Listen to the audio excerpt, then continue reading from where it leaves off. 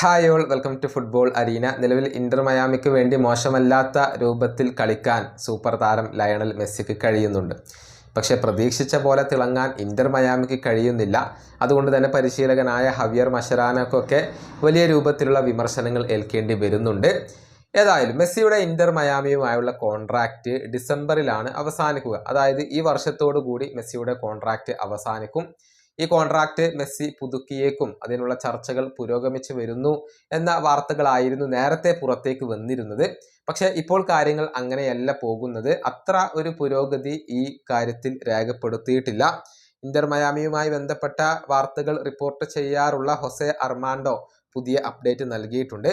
Messi contract പുതുക്കാനുള്ള സാധ്യത അത് 50% കുറഞ്ഞു, അഥവാ പകുതിയായിക്കൊണ്ട് കുറഞ്ഞു എന്നാണ് ഹൊസെ അർമാൻഡോ ഇപ്പോൾ പറഞ്ഞിട്ടുള്ളത്. ഇതുവരെ ഇന്റർ മയാമിക്കും ലയണൽ മെസ്സിക്കും തമ്മിൽ ഒരു പുതിയ അഗ്രിമെന്റിൽ എത്താൻ, അതല്ലെങ്കിൽ ഒരു ധാരണയിൽ എത്താൻ കഴിഞ്ഞിട്ടില്ല എന്ന കാര്യം കൂടി ഇദ്ദേഹം റിപ്പോർട്ട് ചെയ്തിട്ടുണ്ട്. അതായത് കോൺട്രാക്റ്റ് പുതുക്കണോ വേണ്ടയോ എന്നുള്ള കാര്യത്തിൽ മെസ്സിക്ക് സംശയങ്ങൾ ജനിച്ചു തുടങ്ങിയിട്ടുണ്ട്. ആ ഒരു സാധ്യത പകുതിയായി കുറഞ്ഞിട്ടുണ്ട് എന്നുള്ളതാണ് വസ്തുത. ഏതായാലും ഇനിയിപ്പോൾ യൂറോപ്പിലേക്ക് ഒരു മടക്കമില്ല എന്നത് മെസ്സി തന്നെ തുറന്നു പറഞ്ഞ കാര്യമാണ്. മെസ്സി ഇന്റർ മയാമി വിടുകയാണെങ്കിൽ പിന്നീട് അങ്ങോട്ട് പോകും എന്നത് ഒരിക്കലും നമുക്ക് പറയാൻ കഴിയാത്തത്, അല്ലെങ്കിൽ പ്രഡിക്റ്റ് ചെയ്യാൻ കഴിയാത്ത ഒരു കാര്യമാണ്. മെസ്സിയെ തിരികെ എത്തിക്കാൻ അദ്ദേഹത്തിന്റെ മുൻ ക്ലബ്ബായ ന്യൂവെൽസ് ഓൾഡ് ബോയ്സിന് വലിയ താല്പര്യമുണ്ട്.